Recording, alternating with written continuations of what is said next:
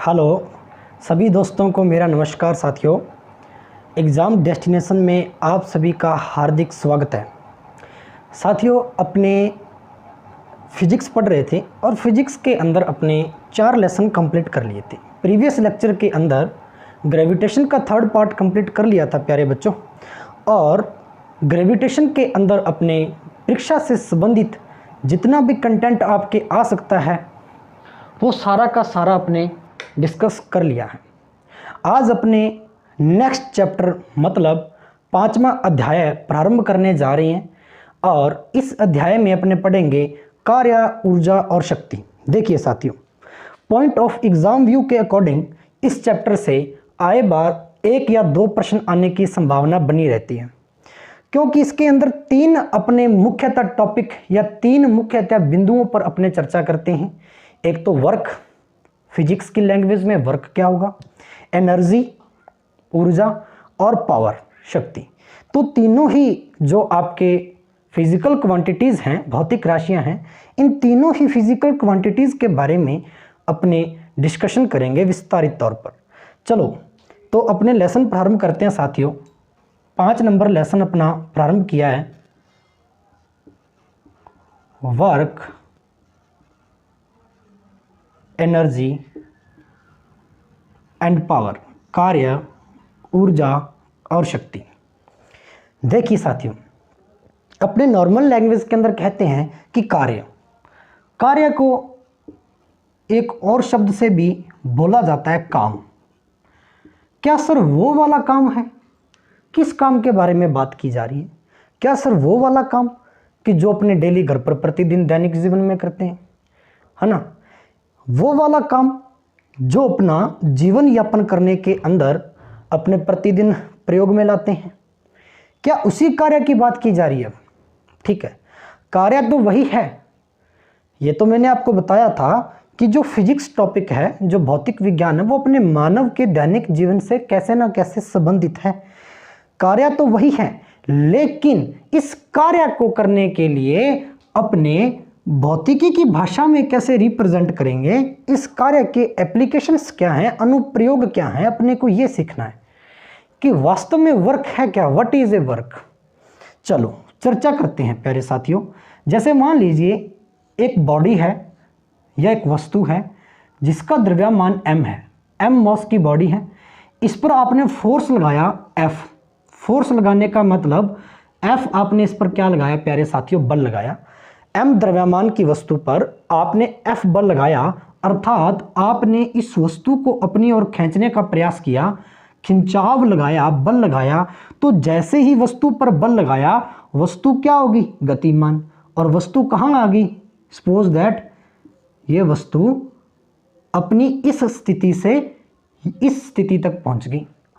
ठीक है, तो जिस दिशा में, जिस डायरेक्शन में आपने फोर्स लगाया था या जिस डायरेक्शन के अंदर ये बल एक्ट कर रहा था, ये फोर्स एक्ट कर रहा था, क्या उसी दिशा में वस्तु चल रही है? आप कहेंगे सर बिल्कुल उसी दिशा में वस्तु जब चल रही है, डायरेक्शन दोनों की सेम है, तो यहां से लेकर यहां तक वस्तु ने दूरी मान लीजिए s तय की है। तो वस्तु अगर सीधी दूरी तय कर रही है, और सीधी दूरी को अपने किस नाम से रिप्रेजेंट करते हैं साथियों, विस्थापन। तो कहने का तात्पर्य क्या हुआ कि किसी वस्तु पर आपने F बल लगाया और बल लगाते ही वस्तु क्या होगी, उसी दिशा में विस्थापित होगी। या यह कह सकते हैं कि वस्तु पर बल लगाने के पश्चात वस्तु की स्थिति में, वस्तु की पोजीशन में, चेंज द पोजीशन, वस्तु की स्थिति में क्या परिवर्तन आया, यह कार्य के बराबर होगा। अर्थात अब वस्तु ने क्या किया, वर्क किया। क्या किया, वर्क किया। तो कह सकते हैं कि W बराबर work is equal to force into displacement. Displacement means विस्थापन। तो विस्थापन भी उसी दिशा में है जिस दिशा में क्या कर रहे हैं, अपने फोर्स लगा रहे हैं या बल एक्ट कर रहे हैं। ठीक है, तो W से रिप्रेजेंट करते हैं, तो W बराबर F क्रॉस S। दूसरा बिंदु इसका ऐसे भी कहा जा सकता है क्या कि F बल किसी वस्तु पर आरोपित करने पर आरोपित करने पर बल की दिशा में उत्पन्न विस्थापन S का गुणनफल मल्टीपल का गुणनफल किसके तुल्य होता है? कार्य के। किसके तुल्य होता है? वर्क के तुल्य होता है, वर्क के इक्वल होता है। तो यही तो डेफिनेशन यहाँ कही जा रही है कि जो आपने बल लगाया और जो इसके अंदर डिस्प्लेसमेंट उत्पन्न हुआ, इन दोनों का मल्टीपल, इन दोनों का जो गुणनफल है वो किसके इक्वल है साथियों? कार्य के इक्वल है। ठीक है, इतनी बात क्या समझ में आई?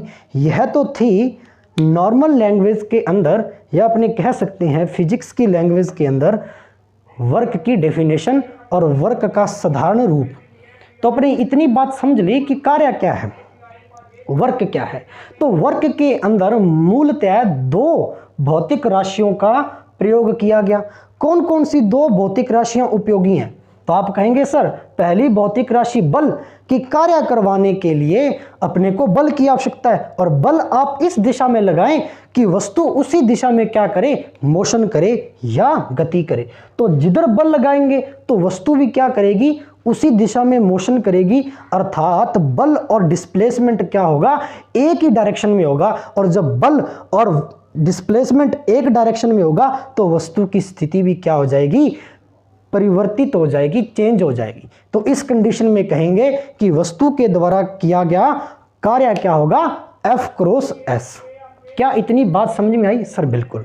चलो अब थोड़ा बहुत डिस्कशन कर लेते हैं इसके यूनिट के बारे में। तो मात्रक क्या होता है? देखिए, आप वर्क को दो प्रकार से रिप्रेजेंट कर सकते हो। ये मैंने आपको हर एक लेसन के अंदर अच्छे से सिखाया हुआ है कि आप एक तो इसके गणितीय रूप अर्थात इसके सूत्र के द्वारा आप क्या कर सकते हो? यूनिट फाइंड कर सकते हो। तो मात्रक क्या हो जाएगा? वर्क का बल, बल को किससे रिप्रेजेंट करते हैं? न्यूटन, मल्टीप्लाई विस्थापन का मात्रक मीटर। तो एक तो यूनिट क्या होगा इसका? एक तो यूनिट क्या हो गया? Newton into metre. इसी न्यूटन इंटू मीटर को किससे रिप्रेजेंट करते हैं? जूल। तो ऐसा ही जो मात्रक होगा बल का, सॉरी कार्य का, वो क्या होगा प्यारे साथियों? जूल होगा। क्या होगा? जूल। तो कह सकते हैं कि कार्य का ऐसा ही मात्रक क्या होगा? जूल। चलो अब जूल को रिप्रेजेंट कर लेते हैं। जूल को किस प्रकार से रिप्रेजेंट करेंगे? जूल किसके इक्वल हो गया? न्यूटन इंटू मीटर के इक्वल हो गया।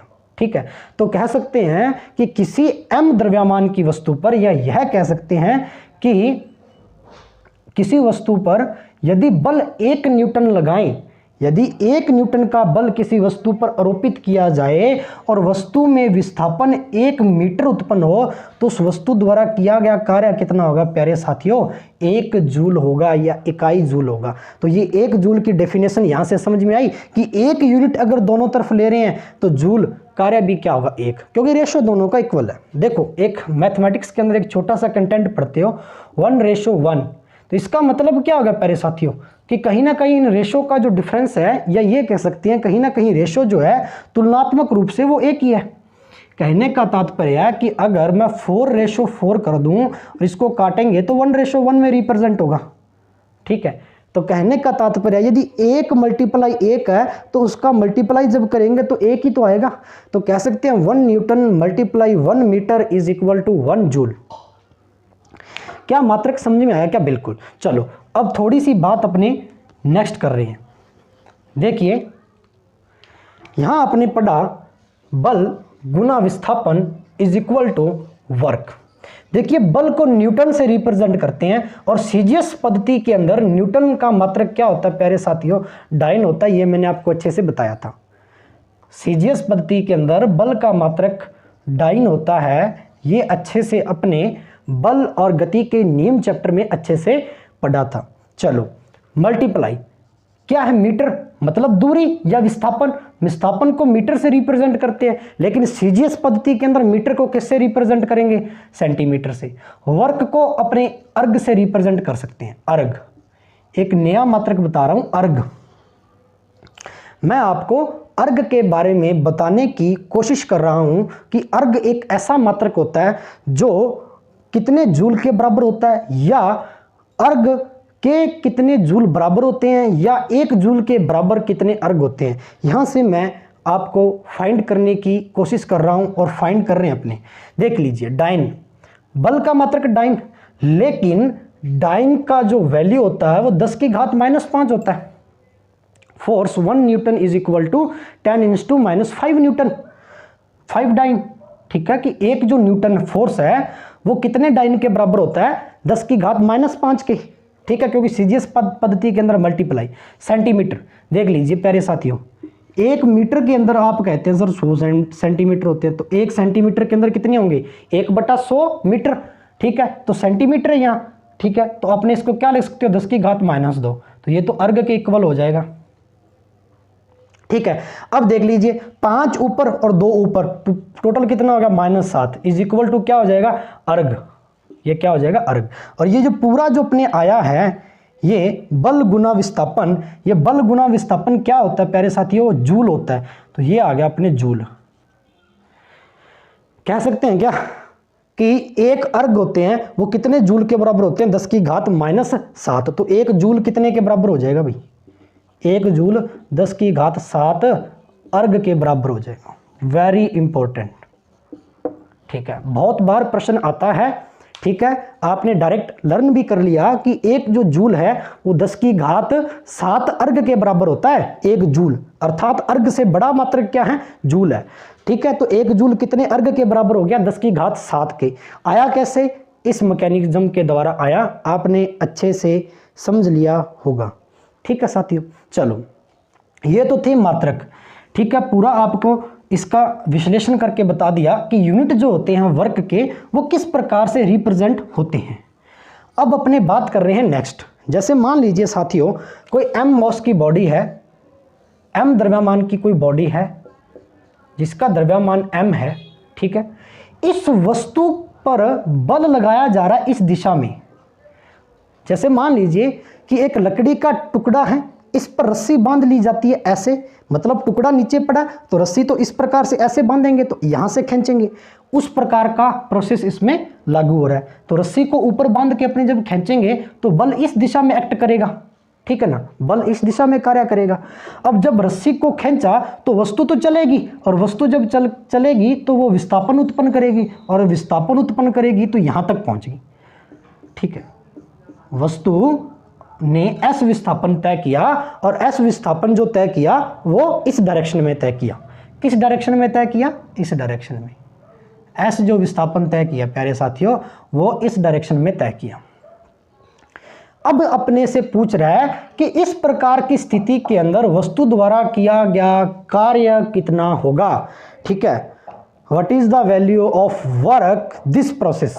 ठीक है, इस प्रक्रिया के अंदर किया गया कार्य कितना होगा। तो प्यारे साथियों कार्य ज्ञात करना है, तो कार्य के लिए आपको मैंने अभी बताया था कि जिस डायरेक्शन के अंदर आप बल लगा रहे हो वस्तु उसी दिशा में चलनी चाहिए, तो अपना कार्य F क्रॉस S आता है, अर्थात वस्तु द्वारा किया गया कार्य कोई ना कोई होगा। चलो, लेकिन यहां देखिए प्यारे साथियों इन दोनों के मध्य एक कोण का निर्माण हो रहा है जिसको मैं थीटा से रिप्रेजेंट कर सकता हूं। तो कह सकते हैं क्या कि किसी वस्तु पर F बल आरोपित किया जाता है, तो F बल लगाया गया बल F और वस्तु का विस्थापन S, इसका घटक जो बनेगा वो क्या बनेगा, यहां जो इसका घटक बनेगा वो कोस थीटा के रूप में बनेगा। तो W बराबर Fs कोस थीटा से अपने इसका कार्य है जो रिप्रेजेंट कर सकते हैं। अब बहुत सारे स्टूडेंट्स के मन में एक डाउट होगा कि सर आपने यह ट्रिग्नोमेट्रिकल फंक्शन क्यों लिया, त्रिकोणमितीय फलन कोस थीटा क्यों लिया, साइन क्यों नहीं लिया, टेन थीटा क्यों नहीं लिया, कोट क्यों नहीं लिया, एटसेट्रा।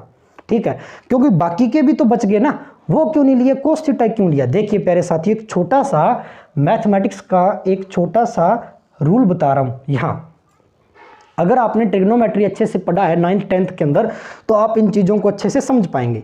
ठीक है, नहीं भी पढ़ा तो अब आपको समझ में आ जाएगा। जैसे प्यारे साथियों यहाँ कोण थीटा, इस डायरेक्शन में फोर्स लग रहा है और इस डायरेक्शन में क्या लग रहा है प्यारे साथियों, एस।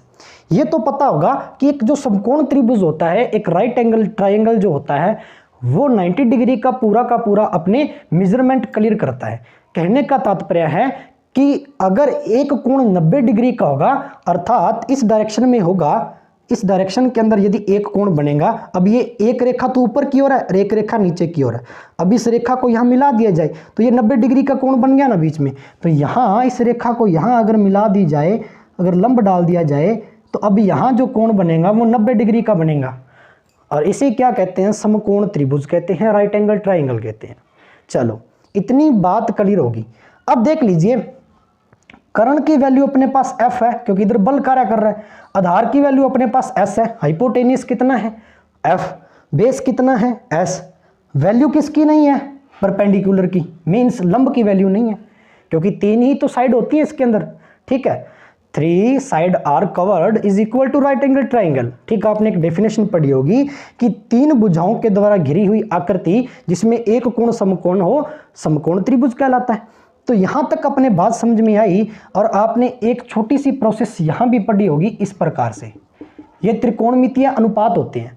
ठीक है, पहला जो अनुपात है लंब बटा कर्ण, आधार बटा कर्ण कोस थीटा को रिप्रेजेंट करता है, पहला साइन थीटा को रिप्रेजेंट करता है। तो अपने पास आधार है और कर्ण है, क्या नहीं है, लंब। तो प्यारे साथियों ऐसा अनुपात बताओ जो क्या हो, आधार के अंदर भी हो और कर्ण के अंदर भी हो, अर्थात आधार बटा कर्ण हो। तो ये किसके इक्वल में होता है, कोस थीटा के इक्वल में होता है। और ये चीज निकलती है अपने किसकी वैल्यू आ जाएगी, परपेंडिकुलर की वैल्यू आ जाएगी, लंब की वैल्यू आ जाएगी। अर्थात लंब नहीं है, ये दोनों भुजाएं हैं, यहाँ पर फोर्स है और क्या है, डिस्प्लेसमेंट है, अर्थात कर्ण है और आधार है। ठीक है, तो आधार बटा कर्ण किसके इक्वल होता है, कोस थीटा के। तो एस का घटक क्या बनेगा, कोस थीटा। समझ में पूरी बात आई क्या। ठीक है, थोड़ी सी बीच में मैथमेटिक्स की बात थी। ठीक है, तो मैंने आपको समझाने की कोशिश की और आपको अच्छे से समझ में आया होगा। ठीक है प्यारे साथियों, चलो तो एक बात समझ में आ गई फोर्स अपने वर्क के बारे में कि अगर बल इस दिशा में कार्य कर रहा है और विस्थापन इस दिशा में वस्तु का उत्पन्न हो रहा है तो किया गया कार्य W बराबर F.S कोस थीटा होगा। चलो अब यहां से अपने मुख्य रूप से 3 केस सामने आते हैं। कौन कौन से केस सामने आते हैं इसके बारे में देख लीजिए। मेरे को एक बात बताइए, एक प्रश्न आपसे पूछा जा रहा है कि कार्य जो होता है, जैसे आपने बताया कि सर दूरी कभी ऋणात्मक नहीं हो सकती, विस्थापन है वो पॉजिटिव भी होता है, नेगेटिव भी होता है और शून्य भी होता है। ये बात मैंने आपको मोशन चैप्टर के अंदर अच्छे से बताई। तो प्यारे साथियों कार्य क्या धनात्मक होता है, कार्य क्या ऋणात्मक हो सकता है, कार्य क्या शून्य हो सकता है। प्रश्न वही आ गए, तीनों की तीनों बात। और यह प्रश्न है परीक्षा के अंदर बहुत बार पूछा जाता है, आपके RRB JEE के अंदर पूछा गया है। ठीक है, जो आपकी कनिष्ठ अभियंता की जो वैकेंसी आती है, मतलब बिजली विभाग के अंदर JEE की वैकेंसी आती है। ठीक है, वहाँ थ्योरी के अंदर ये क्वेश्चन पूछे जाते हैं, मैकेनिक्स के अंदर। ठीक है, एटसेट्रा जितने भी आप टेक्निकल एग्जाम देते हो, रेलवे का कंडक्ट करवाते हो, तो वो सारे एग्जामिनेशन के अंदर ऐसे प्रश्न पूछे जाते हैं। ठीक है, पॉजिटिव, नेगेटिव या शून्य, किया गया कार्य क्या होगा। चलो यहाँ अपनी इस बात को अच्छे से समझते हैं। पहली स्थिति के अंदर केस फर्स्ट के अंदर क्या बढ़ते हैं, देखिए किया गया कार्य धनात्मक कब होगा, धनात्मक पॉजिटिव, किया गया कार्य धनात्मक कब होगा प्यारे साथियों, किया गया कार्य पॉजिटिव कब होगा। तो ध्यान दें, अगर W is equal to F.S cos theta, धनात्मक का मतलब क्या हो गया कि कार्य कहीं ना कहीं वस्तु के द्वारा किया जाना चाहिए। जैसे मान लीजिए ये वस्तु है जिसका द्रव्यमान m है, इस पर फोर्स F लगाया और वस्तु का जो विस्थापन है वो क्या क्रिएट हो गया, यहाँ से यहाँ तक इसी दिशा में वस्तु चलेगी तो S। अब देखो डायरेक्शन एक ही है, जिस दिशा में फोर्स एक्ट कर रहा है उसी डायरेक्शन में क्या डिस्प्लेसमेंट उत्पन्न नहीं हो रहा, क्या यस हो रहा है। ठीक है, तो उसी दिशा में हो रहा, तो किया गया कार्य क्या होगा प्यारे साथियों, पॉजिटिव होगा। भाई कैसे प्रूफ करो सर, देख लीजिए एक बात बताइए, ये 2 रेखाएं हैं, यहाँ कोई ना कोई कोण बनेगा, ये 2 रेखाएं हैं, यहाँ कोई ना कोई कोण बनेगा 90, एक रेखा है सरल रेखा है तो कोण कितने का बनेगा 180।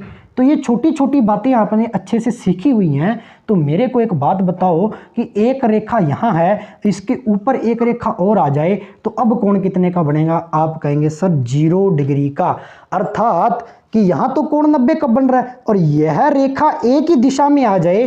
कहने का तात्पर्य है कि बल भी उसी दिशा में एक्ट करे और डिस्प्लेसमेंट भी उसी दिशा में उत्पन्न हो, तो दोनों की डायरेक्शन सेम हो जाएगी। और दोनों की डायरेक्शन सेम होगी तो क्या दोनों के मध्य कोई कोण का निर्माण होगा क्या? कि जब एक ही रेखा है और उसके ऊपर भी दूसरी रेखा आ गई, इन दोनों रेखाओं के मध्य दूरी तो है ही नहीं, बीच में गैप तो है ही नहीं, और जब गैप नहीं है तो कोण कैसे बनेगा? अर्थात कोण का मान कितना आ गया?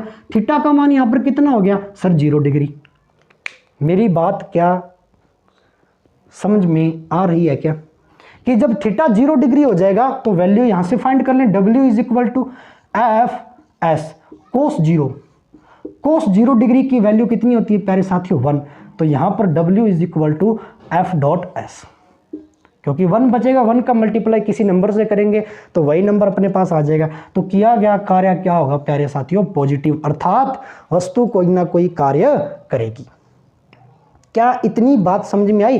तो कह सकते हैं, पूछा जाए कि वस्तु द्वारा किया गया कार्य धनात्मक किस स्थिति के अंदर होगा, किस केस में होगा? जब कोण का मान कितने डिग्री होगा प्यारे साथियों? 0 डिग्री। और जब 0 डिग्री होगा तभी तो वस्तु क्या करेगी? कार्य करेगी। इसका मतलब क्या हो गया? अब इसका भी आगे एक और अर्थ है। इसका अर्थ क्या है कि जो आपने बाह्य बल लगाया, यहां पर आपने एक्सटर्नल फोर्स जो लगाया है, बाह्य बल F जो आपने लगाया वस्तु को खींचने में, वो क्या कर रहा है? निकाय को ऊर्जा प्रदान कर रहा है। निकाय या वस्तु या m द्रव्यमान की वस्तु को ऊर्जा दे रहा है।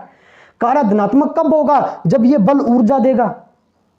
ठीक है, कि मैं इस वस्तु को अपनी ओर खींच रहा हूं तो मैं फोर्स लगा रहा हूं, तो मैं इसको ऊर्जा दूंगा, मेरे में एनर्जी है, ऊर्जा है, तभी तो वस्तु को खींच पाऊंगा। तो मेरी एनर्जी है वो किस में कन्वर्ट होगी? वर्क में कन्वर्ट होगी। कैसे? क्योंकि मैंने फोर्स लगाया और फोर्स जैसे ही उस वस्तु पर एक्ट हुआ, वस्तु क्या होगी? विस्थापित होगी उसी दिशा में। और जब वस्तु विस्थापित होगी तो वस्तु के अंदर क्या उत्पन्न हो गया? कार्य। अर्थात वस्तु ने क्या किया? कार्य। तो मैंने ऊर्जा लगाई, वो किसके अंदर कन्वर्ट होगी? कार्य में। इसीलिए तो ऊर्जा को कहते हैं कार्य करने की क्षमता, ability to be a work. ठीक है ना? तो ये चीजें थोड़ी ध्यान में रखनी है। तो बाह्य बल जो आपने लगाया है वो क्या दे रहा है? यहां इस वस्तु को ऊर्जा दे रहा है, एनर्जी दे रहा है। और किसी वस्तु को जब अपनी एनर्जी दी जाती है तो वस्तु क्या करती है? गति करती है, मोशन करती है। पहली स्थिति समझ में आई क्या प्यारे साथियों? सर बिल्कुल आई। चलो केस नंबर 2 के बारे में चर्चा करते हैं, साथ साथ नोट भी करते चले जाएं। केस नंबर 2, स्थिति नंबर 2। केस नंबर 2 के अंदर क्या बात कही जा रही है कि किया गया कार्य क्या शून्य होगा? धनात्मक तो पढ़ लिया, क्या ऐसा हो कि कार्य ही ना हो? क्या सर कैसा प्रश्न पूछा जा रहा है कि भाई अपने किसी वस्तु पर फोर्स लगाएं और फोर्स लगाएं लेकिन वस्तु द्वारा किया गया कार्य क्या हो? शून्य हो, अर्थात वस्तु कार्य ही ना करे। चलो देखते हैं। जैसे मान लीजिए मैंने अभी आपको बताया कार्य कब नहीं होगा, कार्य कब नहीं होगा? देख लीजिए, इस वस्तु पर आपने फोर्स लगाया F, ठीक है, ये अभी मैं आपको पढ़ाने जा रहा हूं, थोड़ी थोड़ी बातें बताऊंगा। एक एग्जाम्पल के द्वारा यहाँ आपको चीज़ें सारी की सारी क्लियर करेंगे कि यहाँ पर जो फोर्स आपने F लगाया है प्यारे साथियों, उस फोर्स के अंतर्गत किया गया कार्य शून्य कब आएगा? भाई किया गया कार्य शून्य कब आएगा? कि जब बल आपने इस दिशा में लगाया हो और वस्तु किसी और ही दिशा में जा रही हो, तो दोनों के मध्य कोण कितने का बनेगा? 90 डिग्री का। अब जब 90 डिग्री का कोण बनेगा तो यहाँ समझ सकते हैं कि थीटा इज इक्वल टू, यदि 90 डिग्री हो तो W बराबर F S cos theta. Theta कितना हो गया? 90, और कोस 90 की वैल्यू कितनी होती है प्यारे साथी? 0। तो कार्य क्या होगा? 0, क्योंकि 0 यहां आ जाएगी वैल्यू, और 0 का मल्टीप्लाई किसी भी नंबर से करते हैं वैल्यू क्या आएगी? 0। ठीक है ना? तो किया गया कार्य क्या होगा? शून्य होगा। अर्थात इसका मतलब क्या हो गया कि कार्य हुआ ही नहीं, वो कार्य नहीं मान्य होगा। कौन सा कार्य नहीं मान्य होगा?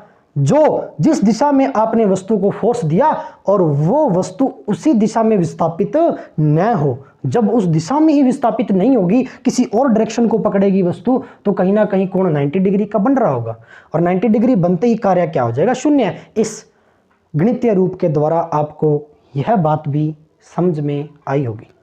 ठीक है साथियों, केस नंबर 2 भी आपने अच्छे से समझ लिया। अभी इसका एक एग्जाम्पल भी आपको करवाऊंगा छोटा सा। केस नंबर 3, क्या किया गया कार्य ऋणात्मक हो सकता है, नेगेटिव हो सकता है? भाई सर ये कौन सी बात हुई कि अपने वस्तु पर फोर्स m द्रव्यमान की वस्तु पर फोर्स इधर लगाया तो वस्तु इधर ही चलेगी, और जब वस्तु की जो विस्थापन इस दिशा में होगा तो फोर्स और विस्थापन एक ही दिशा में होंगे, तो कार्य तो धनात्मक होगा। ऋणात्मक कब होगा? जब वस्तु के पीछे की ओर, वस्तु की विपरीत दिशा में कोई ना कोई बल कार्य कर रहा हो। जब वस्तु की विपरीत दिशा में कोई ना कोई फोर्स एक्ट कर रहा हो तभी कार्य ऋणात्मक आ सकता है, क्योंकि इस दिशा में होगा, फोर्स इस दिशा में होगा, ठीक है, और वस्तु चलने का प्रयास इस दिशा में करेगी, तो दोनों के मध्य जो कोण होगा वो एक ही बनेगा, 180 डिग्री का। मतलब एक सरल रेखा पर कोण कितने का बनता है, 180 डिग्री का। चलो ध्यान दें, यह बात अगर अच्छे से नहीं समझ में आई कि सर ये कैसे होगा, तो मैं एक एग्जाम्पल के द्वारा अच्छे से समझाऊंगा, लेकिन यहां मैं आपको एक स्थिति समझाता हूं। 180 डिग्री कार्य हमेशा ऋणात्मक होता है किसी वस्तु द्वारा किया गया 180 पर। बताएंगे, इस बात पर मैं विस्तारित चर्चा करूंगा। 180 पर कब ऋणात्मक होगा, देख लीजिए। ये W बराबर F S cos theta, theta 180 degree और कोस 180 का मान होता है प्यारे साथियों -1, और -1 का अगर इसके साथ मल्टीप्लाई करेंगे तो -FS आ जाएगा, तो किया गया कार्य क्या होगा, ऋणात्मक। ये माइनस का जो साइन है ये किसको दर्शा रहा है, नेगेटिव को दर्शा रहा है, ऋणात्मक को दर्शा रहा है। चलो ये तो सर आपने बात बता दी कि किया गया कार्य 180 पर धनात्मक होगा, लेकिन सर प्रूफ करके दिखाइए, क्या वास्तव में ऐसा होगा? चलो देखिए, एक छोटा सा उदाहरण देते हैं, उदाहरण के तहत आप सारी की सारी बातें अच्छे से समझ जाएंगे। ध्यान से समझना है, बिल्कुल समझ में आएगी फिजिक्स, कोई इसमें डिफिकल्ट बात ही नहीं है, छोटी छोटी बातें हैं, बस थोड़ा गणितीय रूप है तो आपको अच्छे से समझ में आ जाएगा। देखो बेसिक कंसेप्ट समझना है। मान लीजिए यह एक वस्तु है और इस वस्तु का जो द्रव्यमान है m = 10 kg, इस वस्तु का द्रव्यमान है वो 10 kg है। वस्तु का जो भार होगा नीचे की ओर W बराबर वो mg होगा, और भार ही क्या होता है, बल के बराबर होता है। ये मैंने बताया था कि जिस बल के द्वारा पृथ्वी वस्तु को अपनी ओर खींचती है वही तो भार होता है। तो फोर्स,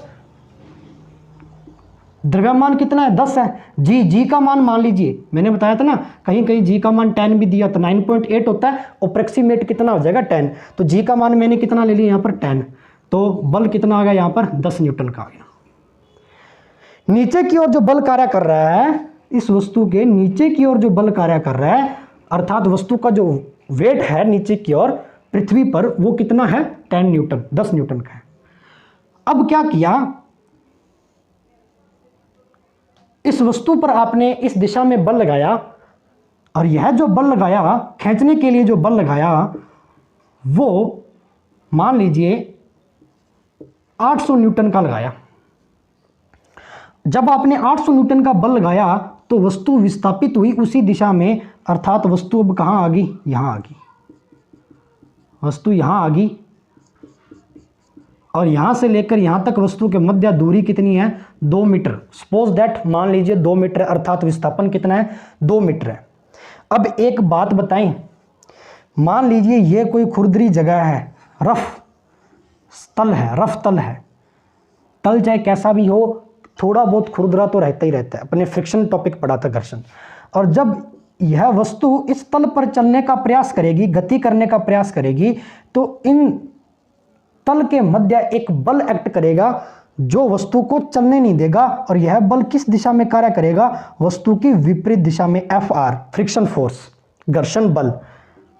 ये मैंने घर्षण टॉपिक आपको अच्छे से प्रीवियस लेक्चर में करवाया हुआ है, अगर यहाँ समझ में आ रहा है तो बेस्ट है, नहीं तो आप प्रीवियस लेक्चर को अटेंड कर सकते हो, घर्षण के बारे में आपको पूरी की पूरी व्याख्या वहाँ प्राप्त हो जाएगी। तो इन दोनों सतहों के मध्य जो बल कार्य कर रहा है प्यारे साथियों, वो कौन सा बल कार्य कर रहा है? घर्षण बल। और यह घर्षण बल क्या कर रहा है? वस्तु को आगे नहीं जाने दे रहा, यह वस्तु के विरुद्ध कार्य कर रहा है, पीछे की ओर कार्य कर रहा है, विपरीत दिशा में। लेकिन अपना खींचने का जो फोर्स है वो इतना है कि वस्तु को अपने गति करवा रहे हैं, लेकिन वस्तु गति करना नहीं चाहती, ठीक है ना, क्योंकि इनके अंतरा आणविक कणों के मध्य क्या लगता है? बल कार्य करता है, जो क्या करता है? घर्षण बल उत्पन्न करता है, ठीक है, अर्थात वस्तु की विपरीत दिशा में। तो मान लीजिए यहां जब वस्तु कार्य करेगी, चलेगी, यहां वस्तु जब चलेगी, यहां बल लगाएंगे अपने 800 न्यूटन का खींचते समय इसको, ये जो कार्य कर रहा है, तो इसकी विपरीत दिशा में, इसके विपरीत दिशा में भी तो घर्षण बल कार्य करेगा ना, Fr। तो वो मान लीजिए 10 न्यूटन कार्य कर रहा है विपरीत दिशा में जो बल है, ठीक है। इसको मैं अलग से रिप्रेजेंट कर देता हूं ताकि आपको थोड़ा समझ में आ जाए। इसके विपरीत दिशा में जो बल है वो 10 न्यूटन कार्य कर रहा है, या घर्षण बल जो है वो 10 न्यूटन का कार्य कर रहा है। क्या इतनी बात समझ में आई क्या? बिल्कुल। चलो अब आपसे प्रश्न पूछे जा रहे हैं 3। फर्स्ट प्रश्न, 800 न्यूटन द्वारा किया गया कार्य कितना होगा? ठीक है, work to be a done 800 न्यूटन। सेकंड क्वेश्चन, इसके भार द्वारा, अर्थात नीचे जो फोर्स कर रहा है, ठीक है ना, भार द्वारा किया गया कार्य, भार द्वारा किया गया कार्य कितना होगा? थर्ड क्वेश्चन, घर्षण बल के द्वारा, act to friction force done be to a work, घर्षण द्वारा किया गया कार्य क्या होगा? 3 प्रकार के प्रश्न पूछे जा रहे हैं आपसे कि 800 न्यूटन जो आपने फोर्स लगाया इसके द्वारा किया गया कार्य, भार के द्वारा किया गया कार्य जो वस्तु के नीचे की ओर पृथ्वी लगा रही है, ठीक है, और घर्षण के द्वारा जो विपरीत दिशा में जो फोर्स छोटा सा एक्ट कर रहा है, वस्तु को चलने नहीं दे रहा, लेकिन वस्तु का फोर्स उधर ज्यादा है इसलिए वस्तु थोड़ी थोड़ी आगे चल रही है, विस्थापित हो रही है। तो घर्षण के द्वारा किया गया कार्य क्या होगा? तो सबसे पहला क्वेश्चन करते हैं, 800 न्यूटन के द्वारा किया गया कार्य कितना होगा? 800 न्यूटन के द्वारा, ध्यान से समझना बच्चे, फोकस करके समझना साथियों अच्छे से। फोर्स कितना होगा, सॉरी वर्क कितना होगा किया गया कार्य? W बराबर एफ एस कोस थीटा। अब 800 न्यूटन के द्वारा जो बल कार्य किया जा रहा है उसकी दिशा किसकी ओर है? इधर ही तो है, एक ही तो दिशा है। और जब वस्तु के विस्थापन और बल की दिशा एक होगी तो अभी बताया था थीटा का मान कितना होगा? 0 डिग्री होगा, मतलब एक ही रेखा पर है सारा काम। तो थीटा 0 रखेंगे, अर्थात 0 का मान कितना होगा? कोस 0 का मान 1, तो एफ का मान कितना है? 800 न्यूटन। दोनों के मध्य विस्थापन कितना है? 2 मीटर। तो किया गया कार्य कितना आ जाएगा? 800 का मल्टीप्लाई 2 से करेंगे प्यारे साथियों 1600 न्यूटन, सॉरी जूल, कार्य जूल में रिप्रेजेंट करते हैं ना।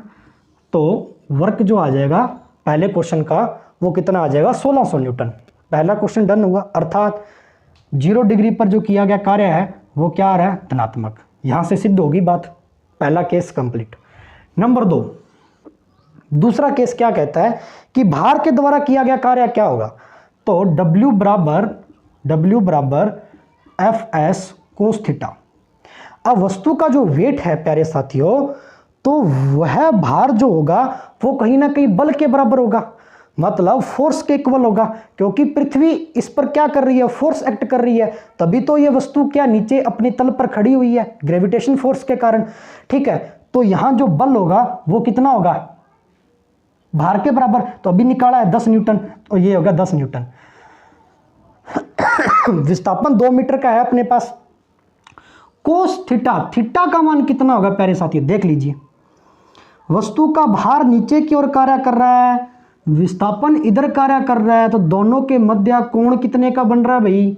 90 डिग्री का। ध्यान दें, यहां समझ लीजिए इस बात को, यह वस्तु है, वस्तु का विस्थापन तो इधर है s, अर्थात वस्तु तो इधर गति कर रही है, दूरी तय कर रही है, और जो पृथ्वी इस पर बल लगाएगी वो नीचे की ओर। तो यहां इन दोनों के मध्य कोण कितने का बन गया भाई? समकोण, अर्थात 90 डिग्री का कोण बन गया। और थीटा 90, अर्थात कोस 90 का मान अभी बताया था कितना होता है प्यारे साथियों? 0। तो कोस 90 का मान 0, तो 0 का मल्टीप्लाई किसी भी नंबर से करते हैं तो किया गया कार्य क्या आ गया? 0। अर्थात 90 डिग्री पर कार्य क्या होता है? हमेशा 0 होता है। तो भार द्वारा किया गया कार्य कितना होगा प्यारे साथियों, शून्य है, चाहे भार कितना लग रहा हो, 10 न्यूटन का लग रहा हो, ठीक है, लेकिन कार्य वस्तु का क्या होगा, शून्य होगा। इस बात से अपने सिद्ध कर दिया। अब बात कर रहे हैं केस नंबर 3 की, भी सर ऋणात्मक कैसे होगा। मेन मुद्दा तो यह है कि सर किया गया कार्य ऋणात्मक कैसे होगा। ध्यान से समझना, 3rd केस कि किया गया कार्य ऋणात्मक कैसे होगा। ध्यान दें, घर्षण के द्वारा किया गया कार्य ज्ञात करना है, तो W बराबर Fs कोस थीटा। अब ध्यान दें, मेरे को एक बात बताओ कि इस वस्तु पर जो फ्रिक्शन फोर्स एक्ट कर रहा है, घर्षण बल कार्य कर रहा है, उसकी डायरेक्शन किस दिशा में है। मान लीजिए साथियों, यह m द्रव्यमान की कोई वस्तु है। अब इस वस्तु और सतह के मध्य जो घर्षण बल कार्य कर रहा है वो तो विपरीत दिशा में कार्य करेगा, तभी तो होने वाली गति का विरोध करेगा। तो बल तो इधर कार्य कर रहा है और वस्तु चलने का प्रयास किधर कर रही है, सीधी दिशा में। तो यह रेखा एक सरल रेखा बन गई, तो यहाँ इनके मध्य का कोण कितने का बन गया, 180 डिग्री। तो सरल रेखा पर कोण कितने डिग्री का बनता भाई, 180 डिग्री। तो थीटा कितना रखेंगे यहाँ पर, 180 डिग्री। कोस 180 का मान अभी बताया था।